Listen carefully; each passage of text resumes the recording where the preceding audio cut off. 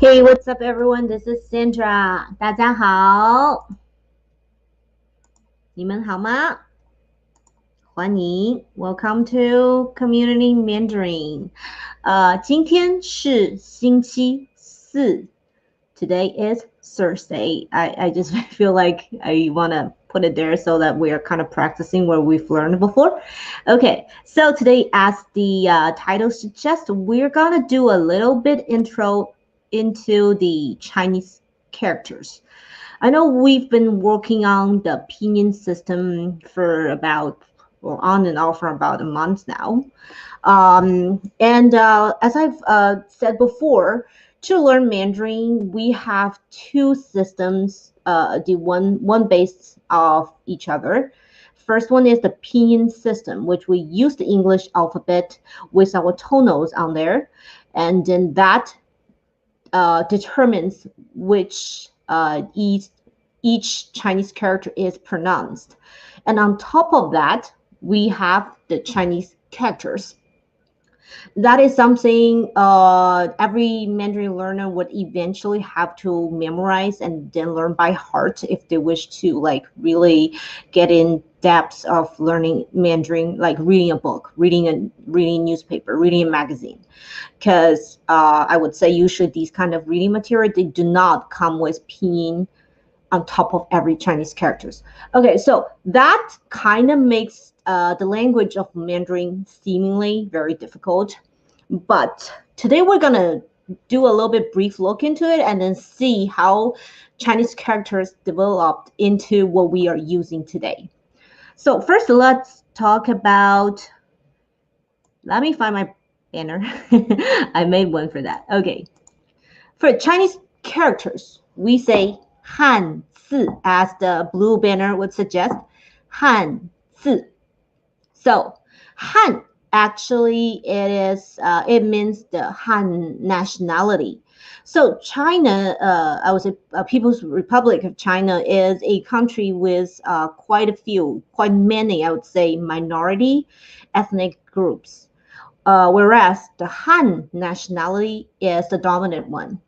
So I myself, I believe it's from the Han nationality. I've heard an urban myth. They say if your toe, like your toenails, the little one of your toenails, it is a blob instead of like a regular toenail style, then you are 100% definitely Han. I don't know if that's true, so don't quote me on that. I've heard it as a, like I said, in the urban myth or lifestyle. And I checked. I'm that gullible, by the way. So I'm pretty sure I'm 100% Han. Okay. So 字 means letters, characters. So 汉字 we translate it into Chinese characters in English, but it is in fact the characters in use or in writing or in reading.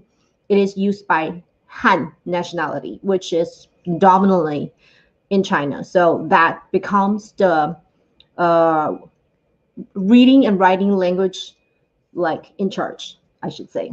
Okay, enough with that background. Let's give it a look. Over here. Okay. Wow, is it too small? Hopefully it's not too small. So over here we can see an overlook. Like I said, China has quite a few minority ethnic groups, as we call it, and with the Han being the major one. So what developed today, we have Hanzi. So for Hanzi, we have two systems as well. The one we're learning in PRC, in People's Republic of China, is what we call the simplified version. We call it 简体字. Whereas in other Chinese-speaking countries or areas like Hong Kong, Taiwan, Singapore, they use the traditional Chinese characters. So the simplified one, I think Chinese government did it about like 40 years ago when Chairman Mao founded it. So the goal is to make writing Chinese characters easier and faster. So this becomes the system we're learning today. So without further ado, oh my gosh, I'm rambling for like about 5 minutes straight. Sorry. Okay, let's look at some of these. First, let's see this one. I guess from the pictures, you can guess what this means. First, when we see a person dressed in ancient Chinese attires, and then you can see it evolves into 人. 人 means human, person, people. So 人, what we do is like it's two strokes together. There were two meanings into it. First is what we can see. It evolves literally from a person's silhouette. And also, I've heard a meaning I really like. This is when is you have two people leaning against each other, because that's what the essence of human beings. We lean on each other. We unite, we lean. So I personally really love that one. So, okay. Next up, we have this one. So again, from the pictures, you can guess what that means. It means mouth. And it is pronounced as 口. 口. I would say 口 is I would say it is more traditional sense when we are talking about mouth, because in modern language, I don't think we call it that in daily life. If we want to say mouth in daily life, we probably say 嘴巴. 嘴巴. 嘴巴 is the modern version of 口. 口 is more like an ancient sense, but 口 is also used like, for example, if you are on a Chinese highway, you would constantly see the sign 出口. 出 means to go out, so 出口 means exit. It's a mouth for your vehicle to go out. So now you know, at least you won't get lost on the Chinese highway. And next up we have 手. 手 is hand, as you can see, and 足, 足 as you can see, it is foot. So when we're talking about soccer, I think I did mention 足球. 足球, soccer, it's football. Well, the British version of football. All right, and next up we have 耳 and 目. 耳, as you can see, it is ear, whereas 目, as you can see, it means eyes. Again, for 耳, if we want to say like the whole term of ears, we would say 耳朵, 耳朵. 耳 is just a part of it. And with the 目, 目 is kind of like the one I was just talking about, 口. It does mean eyes, but we don't say it in daily conversation. We don't use it on a daily basis. It's more traditional sense of eyes. So for eyes, we have the word 眼睛, 眼睛. Okay. Next up, we're moving into the 5 elements. First one, we have 金. As you can see from the first picture, 金means gold. 金 means gold. But over here, we did a little bit kind of transformation of the word. The word 金 also can mean money, currency. So over here, you can see how the word 金 is coming. It is a person doing a work, like doing some work, like he's pushing some pushing a wagon, but from the Chinese character side, it means he's pushing some crops.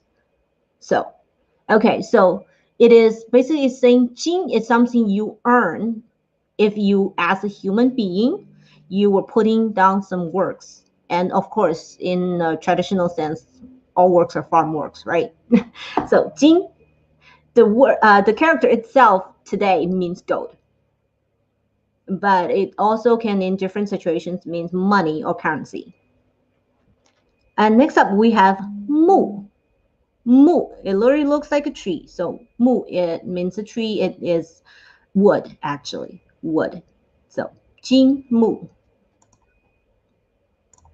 Like I said, we're talking about the 5 elements. So next up, we have, as you can see, 水. 水 is water. As my banner suggests, I always say 喝水, 喝水, drink water. And next up, we have 火. 火, as you can see, means fire. Fire. Okay, I think we've talked about 火鸡, right? 火鸡.鸡 chicken, 火 fire. So 火鸡 together do not mean fire chicken. It means turkey because I don't know, maybe turkey looks like a chicken on fire. And next up we have, first one is 田. 田, the picture is a little bit ambiguous here, but 田 means farmland. That's why you have, like a little plaid thing going on. So it means farmland. And Tian is also a very common, I would say, family name in China. And next up we have Tu. Tu. Tu means earth, land, or soil. And Tu also, it can be used as an adjective. If we say somebody 很土, it means Tu itself means not fashionable, the opposite of fashionable. Well, so if we say somebody 很土, 你很土 means you were, maybe the way you dress or the way you carry yourself, it's not fashionable. It's, I would say, an insult. So let's avoid using it to other people. Okay. And next up we have 山. 山 is pretty self-explanatory from the pictures. 山 means mountains. And next up we have 石. 石 means stone or rock. So as you can see, like a lot of the Chinese characters, especially I would say the basic ones, it really derives from drawing. From, I don't know, they draw from a cave or the back of a turtle's crack, something like that. So it might look very intimidating, like learning Chinese characters, but as you can see, it's, when you see how it originated from, it's not that intimidating, and at least I hope so. So okay, so today it's just a very easy intro into some of the Chinese characters.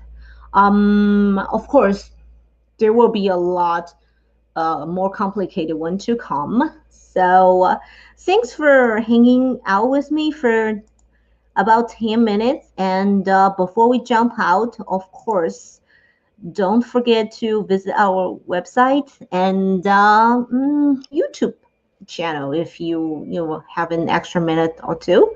So we'll see you guys next week. 再见。